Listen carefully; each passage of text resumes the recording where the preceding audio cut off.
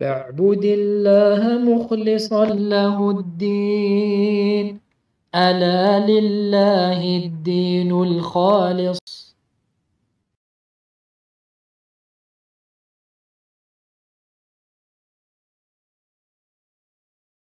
إن الحمد لله نحمده ونستعينه ونستغفره ونعوذ بالله من شرور أنفسنا ومن سيئات أعمالنا.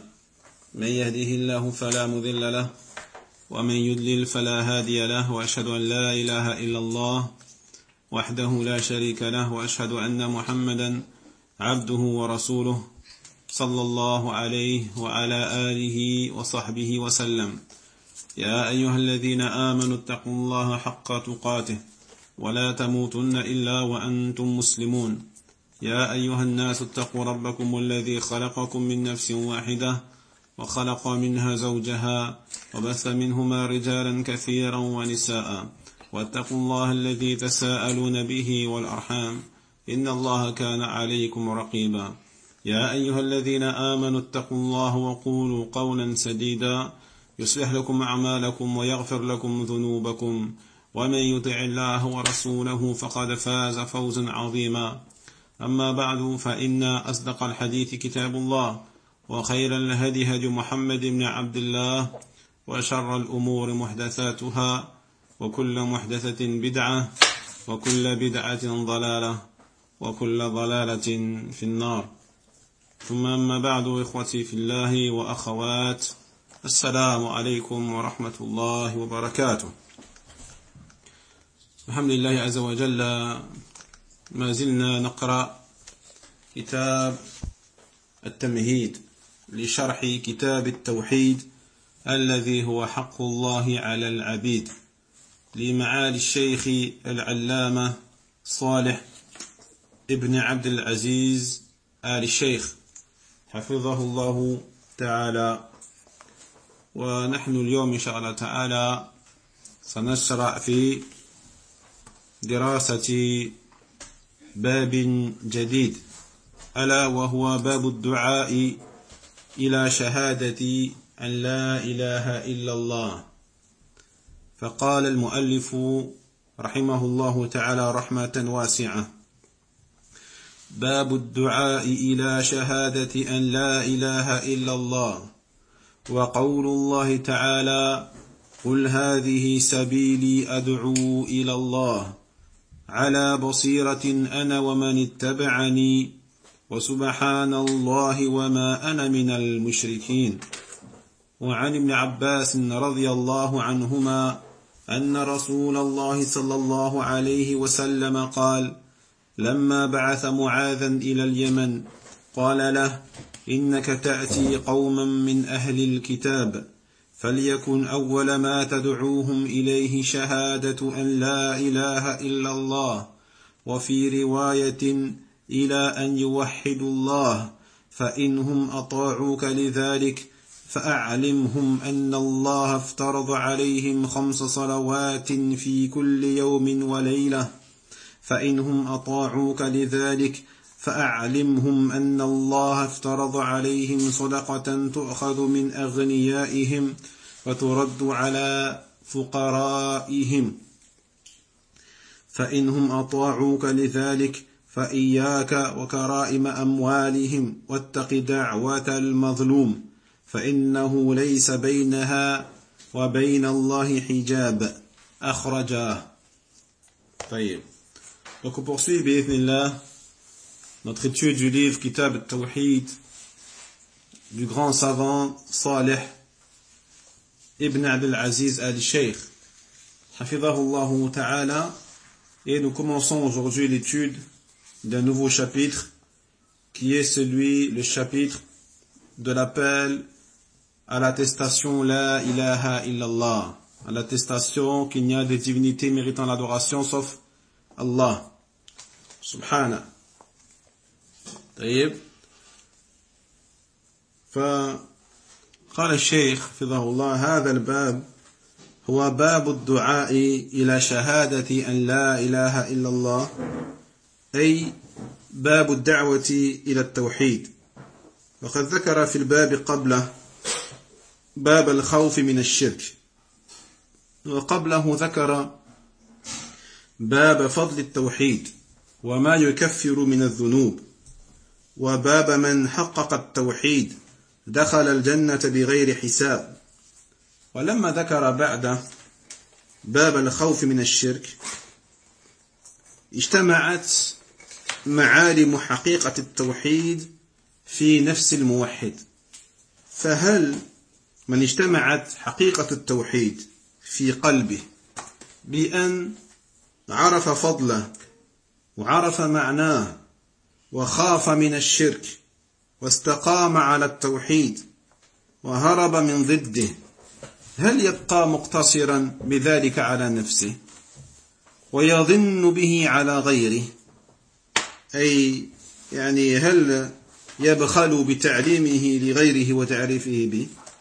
وهل تتم حقيقة التوحيد في قلبه إلا بأن يدعو إلى حق الله الأعظم ألا وهو إفراده جل وعلا بالعبادة وبما يستحقه سبحانه وتعالى من نعوت الجلال وأوصاف الجمال. Donc il dit le Cheikh Saleh hafidhahullah ta'ala que ce chapitre intitulé le chapitre de l'appel à l'attestation la ilaha illallah, c'est-à-dire la da'wa, l'appel, la prédication à quoi? Au tawhid, au monothéisme, le fait d'appeler les gens au tawhid. Donc l'auteur rahimahullah ta'ala il a évoqué ici ces chapitres-là après le chapitre concernant la peur vis-à-vis du shirk, du polythéisme. Et avant ce chapitre, il y avait aussi le chapitre concernant le mérite du tawhid et ce qu'il expie comme péché. Et également le chapitre de celui qui a parfait son tawhid entrera au paradis sans jugement. Jayyid.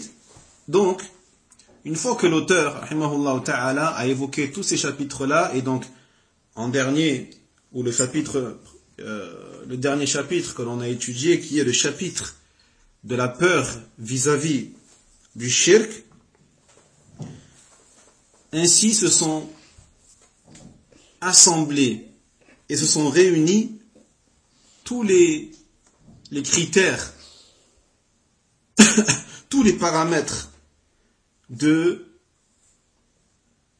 l'unicisation, du tawhid, du monothéisme. Tous les paramètres, tous les indicateurs, tous les signes du tawhid qui doivent être présents chez le monothéiste, al-muwahhid.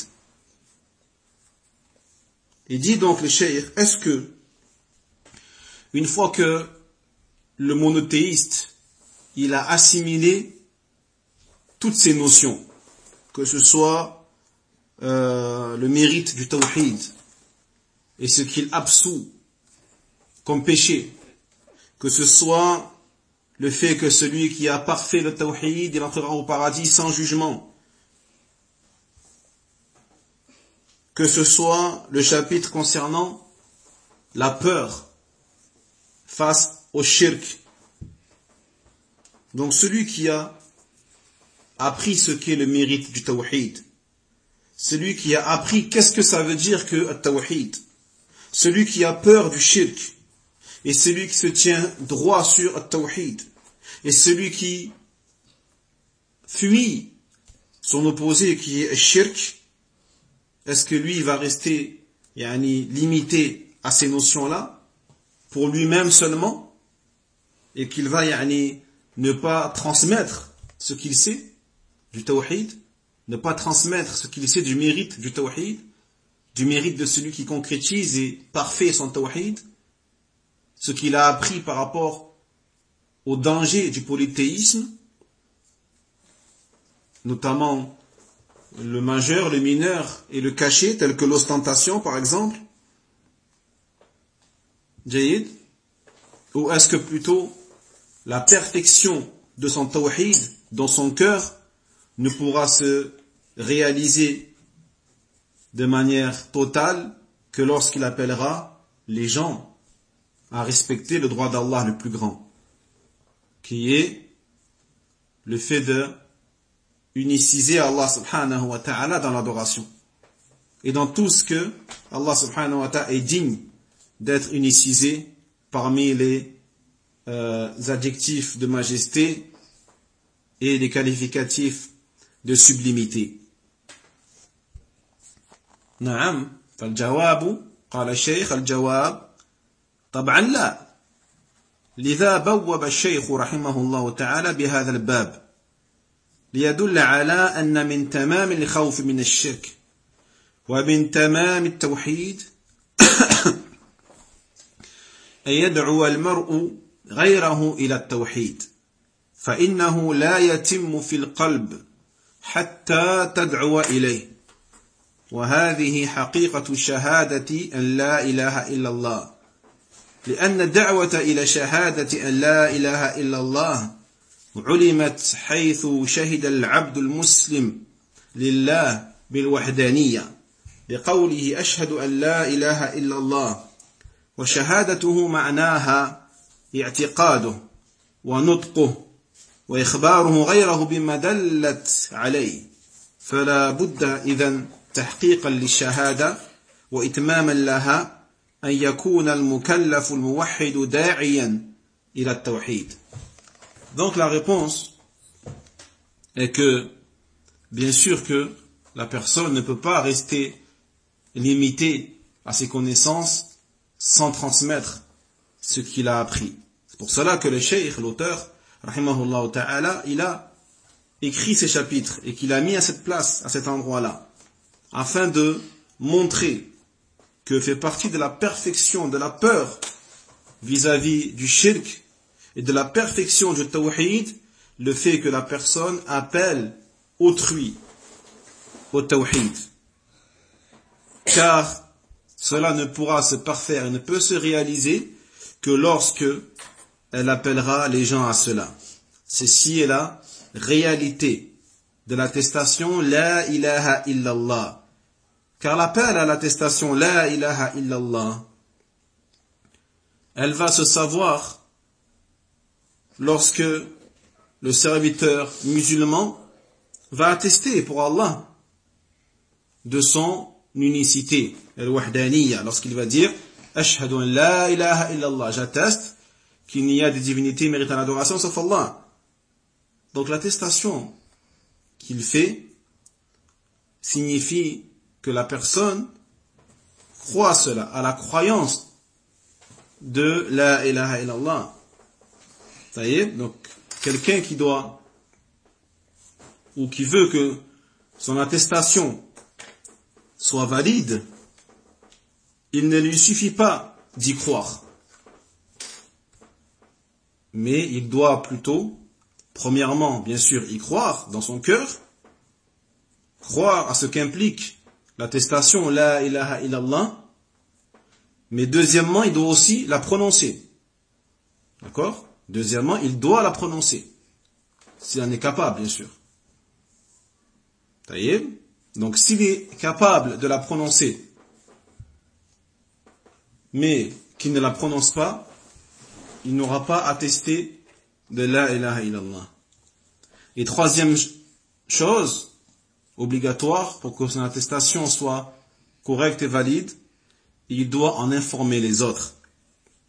Il doit en informer les autres et il doit informer les autres de toutes les choses impliquées par l'attestation La ilaha illallah. Jayid. Donc,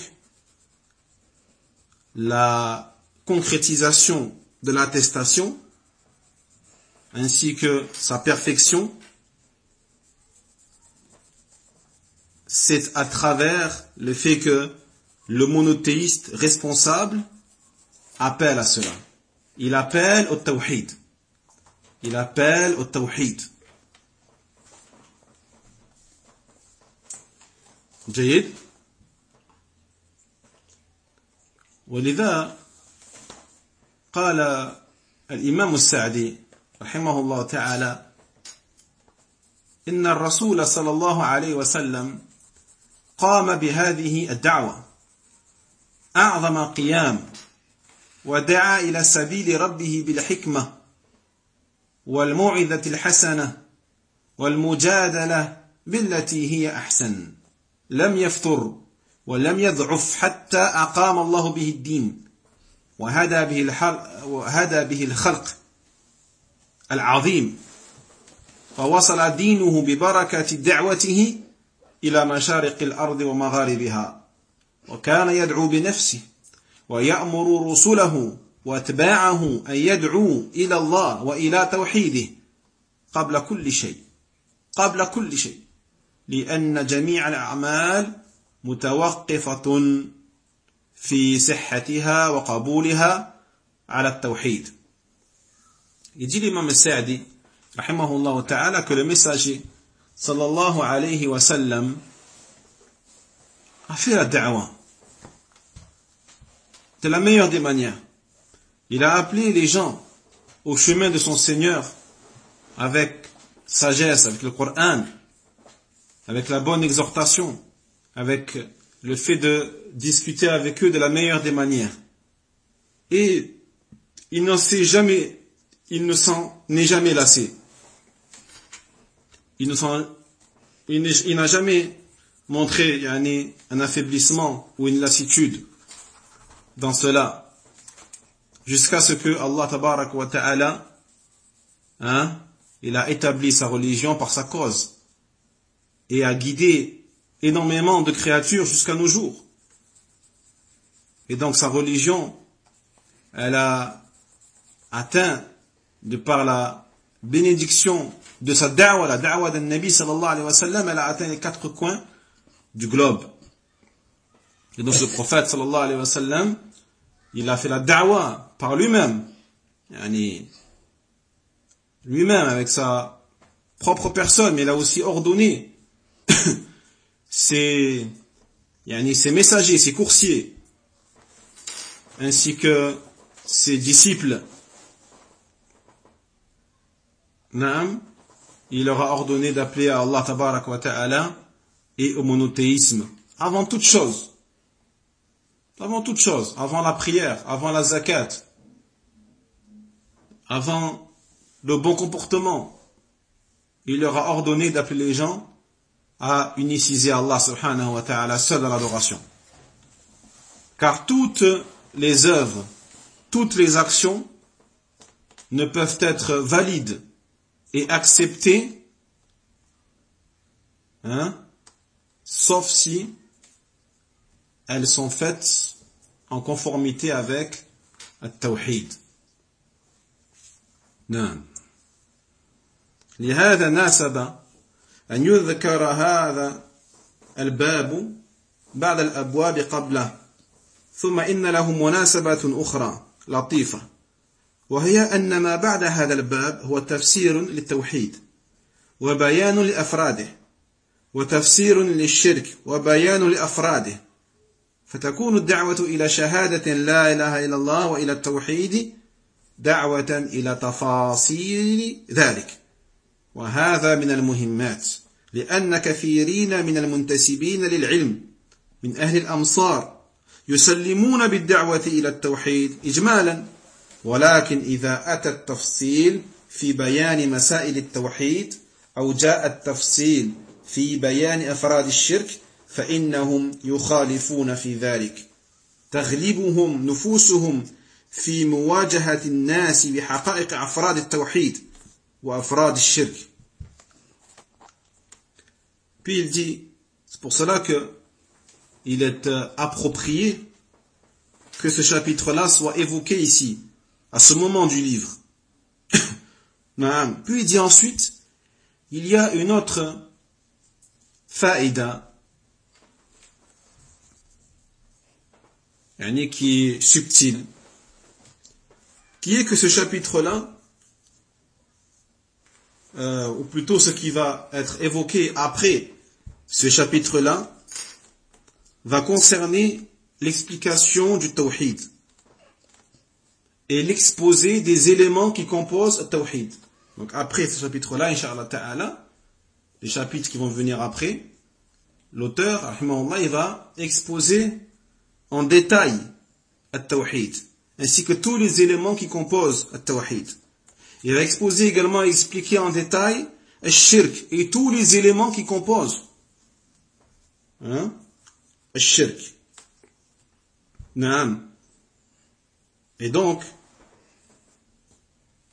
la da'wa à l'attestation la ilaha illallah, la da'wa at-tawhid est une da'wa, est un appel à ces choses-là, mais de manière détaillée.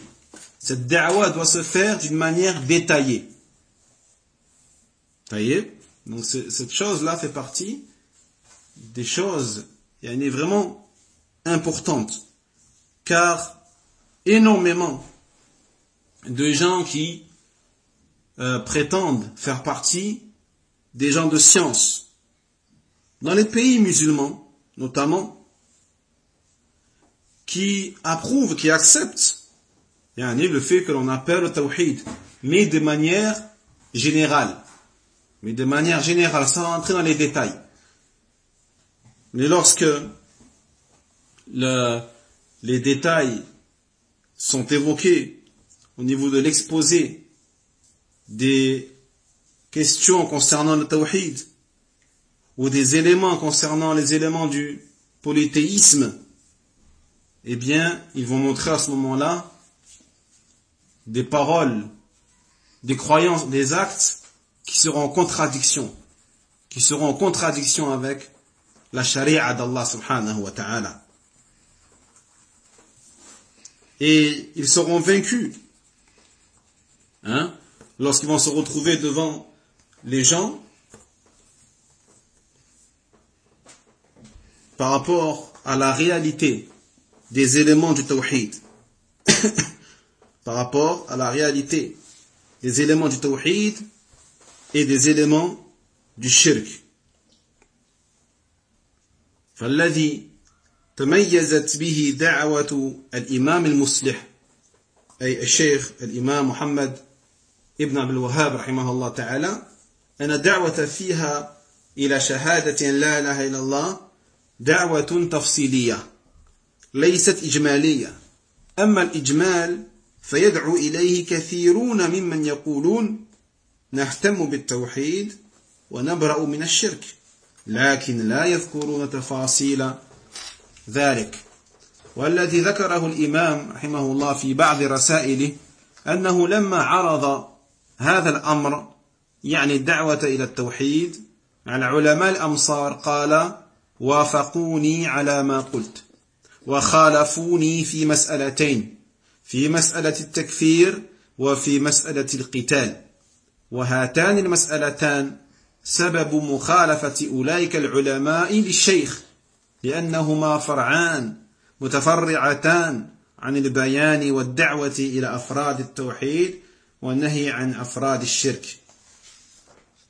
Donc, ce qui va faire que la da'wa de l'imam réformateur, le cheikh Mohammed ibn Abdul Wahhab rahimahullah ta'ala, va se distinguer des autres da'awat, et que cette da'wa à l'attestation la ilaha illallah est une da'wa qui est tafsiliya, qui est détaillée. Elle n'est pas générale, ijmaliya. Il ne se contente pas de rester en surface. Quant à la da'wa de manière générale au tawhid, comme on a dit, beaucoup parmi ceux qui disent nous soucions du tawhid, nous nous désavouons du polythéisme, mais malheureusement, ils n'évoquent pas ces sujets-là de manière détaillée. Et donc, on voit notamment ce que dit l'imam, justement, rahimahullah ta'ala, dans certains de ses épîtres, et lorsqu'il raconte que lorsqu'il a exposé cette affaire, lorsqu'il a exposé la da'wa au monothéisme, aux savants de son époque et des endroits où il vivait, eh bien, il a dit, à propos de ces ulama, ces savants de son époque, il a dit, ils étaient d'accord avec moi par rapport à ce que j'avais dit, mais ils m'ont contredit dans 2 sujets. Donc, ils étaient d'accord avec moi dans ce que je disais, mais ils n'étaient pas en accord avec moi dans 2 questions. La première, celle qui concerne le takfir, l'excommunication, le fait de faire sortir la personne de l'islam. Et la deuxième question, celle qui concernait la lutte dans le sentier d'Allah subhanahu. Donc il dit, ces 2 questions-là sont la cause de l'opposition de ces savants vis-à-vis du cheikh, rahimahullah ta'ala. Car ces 2 questions-là sont 2 branches et 2 dérivés de quoi? De l'exposé et de la da'wa aux éléments composant le tawhid et des différents éléments composant le polythéisme. Ces 2 choses-là, c'est-à-dire la question du takfir et la question de la lutte dans le sentier d'Allah subhanahu wa ta'ala, qui dérive donc de la science du tawhid et de la science du shirk. فالدعاء إذن إلى شهادة أن لا إله إلا الله والدعاء إلى ما دلت عليه من التوحيد والدعاء إلى ما دلت عليه من نفي الشريك في العبادة وفي الربوبية وفي الأسماء والصفات عن الله جل وعلا. وهذه الدعوة دعوة تفصيلية لا إجمالية، ولهذا فصل الإمام رحمه الله في هذا الكتاب أنواع التوحيد وأفراد توحيد العبادة، وفصل الشرك الأكبر والأصغر فبين أفرادا من هذا وذاك. Donc, l'appel, l'attestation La ilaha illallah, c'est l'appel à ce que le tawhid implique. À ce que le tawhid implique et indique. C'est l'appel à ce que la négation et le refus de donner un associé à Allah dans l'adoration implique et indique, que ce soit dans la seigneurie, dans les noms et attributs, ou dans l'adoration à Allah subhanahu wa ta'ala. Donc cette da'wa, la da'wa de l'imam, et la da'wa de tous ceux qui appellent à l'attestation La ilaha illallah, c'est une da'wa qui doit être tafsiliya, qui doit être détaillée, et pas générale. C'est pour cela que l'imam il a détaillé dans ce livre, il a détaillé toutes les catégories de quoi? Tawhid. Il a détaillé les éléments du tawhid, de l'adoration. Il a détaillé les types d'associationnisme majeurs et mineurs. Et également les éléments qui composent le tawhid et qui composent le shirk. ثم قال رحمه الله تعالى وقول الله تعالى قل هذه سبيلي أدعو إلى الله على بصيرة أنا ومن اتبعني وسبحان الله وما أنا من المشركين. فهذه الآية من آخر سورة يوسف هي في الدعوة إلى الله. وسورة يوسف كما هو معلوم لمن تأملها هي في الدعوة إلى الله من أولها إلى آخرها، فموضوعها إذن الدعوة. ولهذا جاء في آخرها قواعد مهمة في بيان حال الدعاة إلى الله وحال الرسل الذين دعوا إلى الله وما خالفهم به الأكثرون واستيئات الرسل من نصرهم ونحو ذلك من أحوال الدعاة إلى الله جل وعلا. وفي آخر تلك السورة قال الله جل وعلا لنبيه صلى الله عليه وسلم قل هذه سبيلي أدعو إلى الله على بصيرة، أي سبيلي ومنهجي أنني أدعو إلى الله فمهمة الرسل هي الدعوة إلى الله جل وعلا. Puis donc l'auteur, rahimahullah ta'ala, il va mentionner ici le verset d'Allah subhanahu wa ta'ala de la sourate Yusuf alayhi salam, lorsqu'il dit, dans le sens rapproché, dit ceci est ma voix, j'appelle à Allah ainsi que ceux qui me suivent avec clairvoyance, et qu'Allah soit éloigné de tout associé, et je ne fais pas partie des polythéistes. Donc ce verset-là de la sourate Yusuf, qui se trouve à la fin de la sourate Yusuf, c'est un verset donc concernant l'appel à Allah. L'appel à Allah subhanahu wa ta'ala. Subhanahu wa ta'ala. Et comme il est connu, en vérité, sourate Yusuf, pour celui qui la lit avec réflexion et méditation, il saura que la sourate concerne l'appel à Allah subhanahu wa ta'ala. Du début à la fin. Du début à la fin, cette sourate, elle concerne l'appel à Allah. Jalla Jalalu. Et son sujet principal, c'est ça. C'est la da'wa. C'est pour cela qu'à la fin, Allah subhanahu wa ta'ala mentionne des règles importantes vis-à-vis de la situation des gens qui appellent à Allah subhanahu wa ta'ala. Et la situation des messagers alayhimu salatu wassalam qui appellent à Allah et qui ont appelé à Allah subhanahu wa ta'ala, ainsi que l'état de ceux qui les ont contredits, ou de la majorité de ceux qui les ont contredits. Il a mentionné également le désespoir des messagers alayhimu salatu wassalam concernant le secours d'Allah subhanahu wa ta'ala. Et autre que cela, parmi les états et les situations concernant les du'at, les prêcheurs, les prédicateurs à Allah subhanahu wa ta'ala. Et donc à la fin de cette sourate Yusuf alayhi salam, Allah subhanahu wa ta'ala, il a dit à son prophète, dit, ceci est ma voie, mon chemin, j'appelle à Allah, moi et ceux qui me suivent avec clairvoyance, c'est-à-dire c'est mon chemin, c'est ma voie, c'est ma méthode. J'appelle certes à Allah subhanahu wa ta'ala. Donc,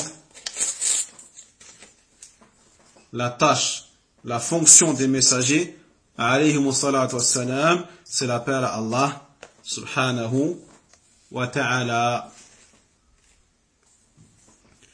فأحسن الأقوال قول من دعا إلى الله وأحسن الأعمال عمل من دعا إلى الله ولهذا قال سبحانه ومن أحسن قولا ممن دعا إلى الله وعمل صالحا وقال إنني من المسلمين.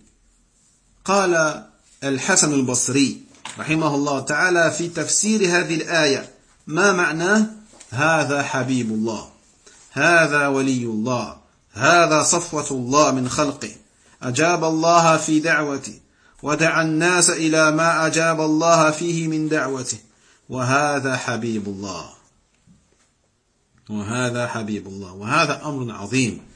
فالداعي إلى الله هو أحسن أهل الأقوال قولا كما دلت عليه الآية السابقة. وموطن الشاهد من قوله هذه سبيلي أدعو إلى الله هو قوله أدعو إلى الله فإنه دعاء إلى الله جل وعلا لا إلى غيره. Donc, la meilleure des paroles, c'est quoi? C'est la parole de celui qui appelle à Allah. Il n'y a pas une parole meilleure que celle-là. Celle de l'appel à Allah. Et la meilleure des œuvres, c'est l'œuvre de celui qui appelle à Allah subhanahu wa ta'ala. C'est pour ça qu'il dit Allah jalla wa ala, dans le sens rapproché, sourate Fussilat, qui profère de meilleures paroles que celui qui appelle à Allah et qui fait des bonnes actions et qui dit je fais partie des musulmans. Il a dit, le tabi'i célèbre, le grand tabi'i, Al-Hassan Al-Basri, Abu Sa'id, rahimahullah ta'ala, dans le tafsir de ce verset. Parmi ses significations, il a dit,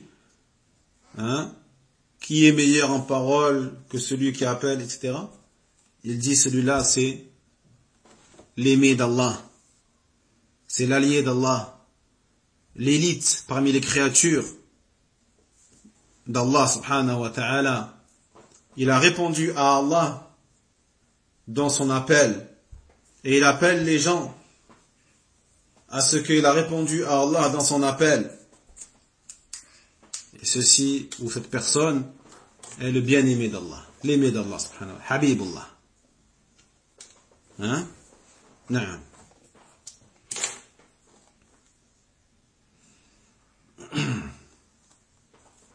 Donc ceci est une chose qui est énorme. Da'i, le prédicateur à Allah subhanahu wa ta'ala, est celui qui profère les meilleures paroles, comme nous l'a montré le verset précédent.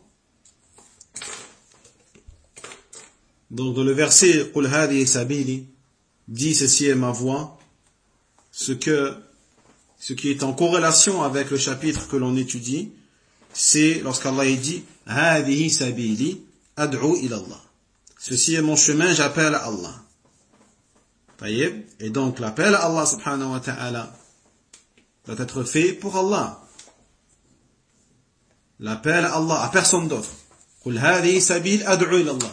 J'appelle à Allah, j'appelle pas à ma personne, parce que les gens me suivent moi, parce que les gens viennent dans ma mosquée, parce que les gens assistent à mes durous, parce que les gens s'abonnent à ma chaîne. Non, j'appelle à Allah. J'appelle à ce que les gens adorent Allah. J'appelle à ce que les gens unissent Allah subhanahu dans leur adoration. J'appelle les gens à ce qu'ils craignent le shirk, à ce qu'ils s'éloignent du shirk. طيب. فقال الشيخ سعدي رحمه الله تعالى كما أن على العبد أن يقوم بتوحيد الله فعليه أن يدعو العباد إلى الله بالتي هي أحسن وكل من اهتدى على يديه فله مثل أجورهم من غير أن ينقص من أجورهم شيء وإذا كانت الدعوة إلى الله وإلى شهادة لا إله إلا الله فرضا على كل أحد كان الواجب على كل أحد بحسب مقدوره فعلى العالم مثلا من بيان ذلك والدعوة والإرشاد والهداية أعظم مما على غيره ممن ليس بعالم.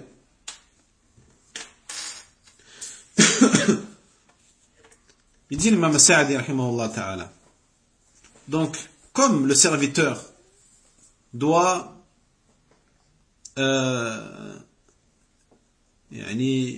appliquer et mettre en application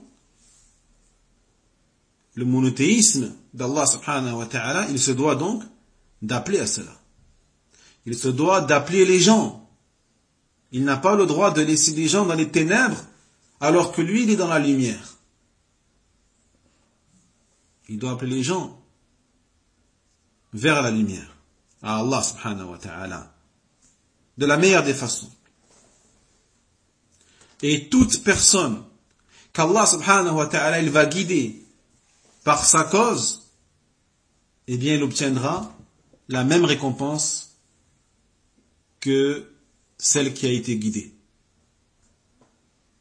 Toute personne qui aura été guidée par Allah subhanahu wa ta'ala par ta cause, eh bien sache que tu obtiendras la même récompense qu'elle, sans que sa récompense n'en soit diminuée. Donc, étant donné que l'appel à Allah, l'appel à l'attestation La ilaha illallah est une obligation pour tout un chacun. Est une obligation pour tout un chacun.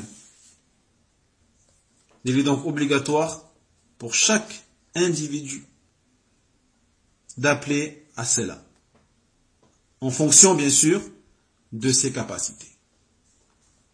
Le savant, al-alim,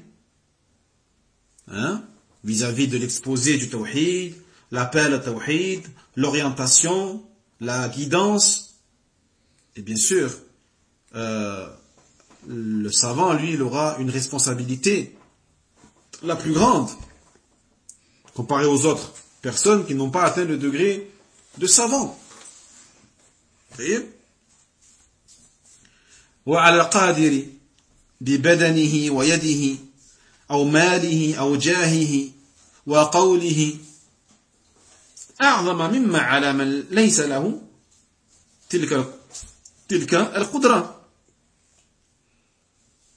وقال جل وعلا فاتقوا الله ما استطعتم فاتقوا الله ما استطعتم ورحم الله من أعان على الدين ولو بشطر كلمة وإنما الهلاك في ترك ما يقدر عليه العبد من الدعوة إلى هذا الدين.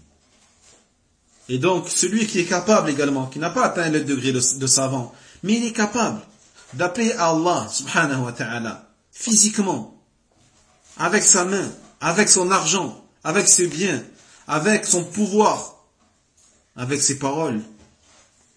Eh bien, celui qui est capable de cela, bien sûr, il aura une responsabilité et une obligation d'appeler les autres à Allah, le tawhid, plus grande que celui qui n'est pas capable physiquement, qui n'est pas capable, qui n'a pas les moyens, mathalan, de dépenser pour la da'wa à Allah subhanahu wa ta'ala, qui n'a pas la capacité, le pouvoir, qui n'a pas la capacité de parler ou autre. Il dit Allah Jalla wa Ala, fattaqullaha mastata'tum. Craignez Allah autant que vous le pouvez. Craignez Allah autant que vous le pouvez. C'est-à-dire, selon vos capacités. Appelle à Allah selon ta capacité.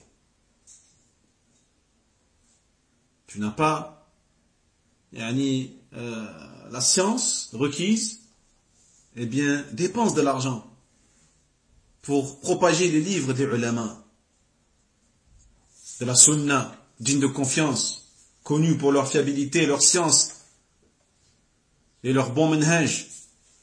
Propage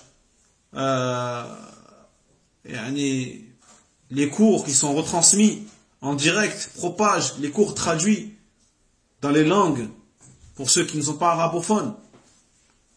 Propage-les. Car ceci fait partie, bien sûr, de la da'wa à Allah subhanahu wa ta'ala. La da'wa ne se fait pas seulement dans les mosquées ou par les imams. Non, elle se fait par tout le monde, selon sa capacité. Donc Allah subhanahu wa ta'ala, il dit le cheikh, il demande à Allah subhanahu wa ta'ala qu'il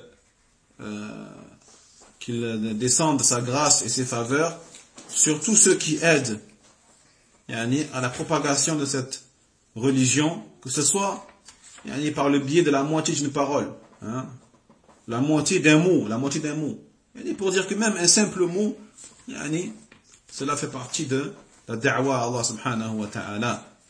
Et à l'inverse, eh bien, la destruction, la perte, et l'extermination se trouve dans le fait de délaisser ces choses-là que le serviteur peut faire. Si le serviteur délaisse la da'wa à Allah tabaraka wa ta'ala, alors qu'il est capable de faire certaines choses dans la da'wa à cette religion, eh bien, il courra, ou plutôt, cela n'apportera et n'engendrera que l'égarement, que la perte et la destruction de la communauté. Wallahu al-musta'an. ونكتفي بهذا إن شاء الله تعالى. نسأل الله سبحانه وتعالى أن يوفقنا للدعوة إلى الله سبحانه وتعالى على بصيرة وعلى علم، والعلم عند الله. وآخر دعوانا أن الحمد لله رب العالمين، وصلى الله على نبينا محمد وعلى آله وأصحابه أجمعين وسلم تسليما، وبارك الله فيكم، والسلام عليكم ورحمة الله وبركاته. وينجي الله الذين اتقوا بمفازتهم لا يمسهم السوء ولا هم يحزنون